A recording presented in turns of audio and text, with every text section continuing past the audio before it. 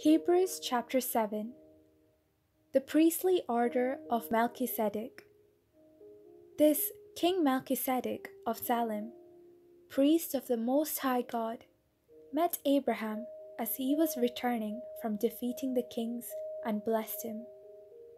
And to him Abraham apportioned 1/10 of everything.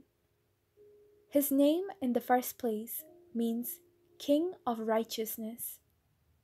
Next, he is also King of Salem, that is, King of Peace.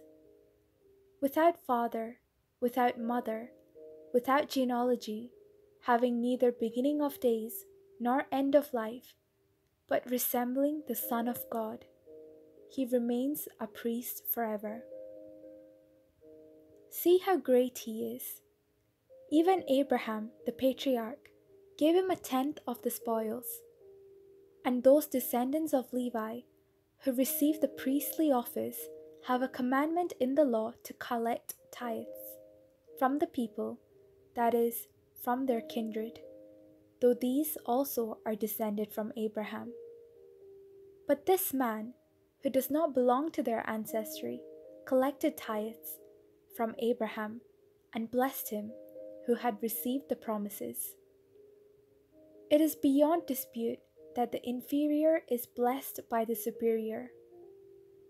In the one case, tithes are received by those who are mortal, in the other, by one of whom it is testified that he lives. One might even say that Levi himself, who receives tithes, paid tithes through Abraham, for he was still in the loins of his ancestor when Melchizedek met him. Another priest like Melchizedek. Now if perfection has been attainable through the Levitical priesthood, for the people received the law under this priesthood, what further need would there have been to speak of another priest arising according to the order of Melchizedek, rather than one according to the order of Aaron? For when there is a change in the priesthood, there is necessarily a change in the law also. Now the one of whom these things are spoken belonged to another tribe, from which no one has ever served at the altar. For it is evident that our Lord was descended from Judah, and in connection with that tribe Moses said nothing about priests.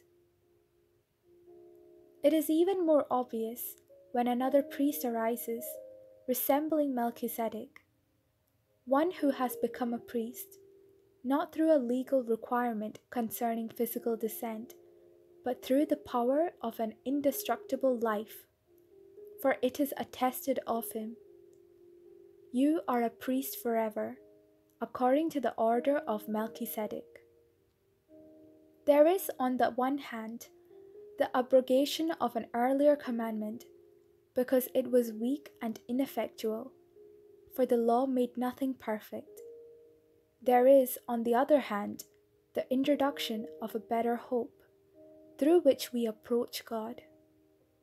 This was confirmed with an oath, for others who became priests took their office without an oath, but this one became a priest with an oath, because of the one who said to him, "The Lord has sworn, and will not change his mind, you are a priest forever." Accordingly, Jesus has also become the guarantee of a better covenant. Furthermore, the former priests were many in number, because they were prevented by death from continuing in office.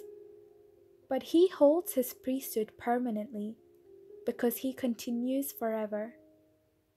Consequently, he is able for all time to save those who approach God through him, since he always lives to make intercession for them.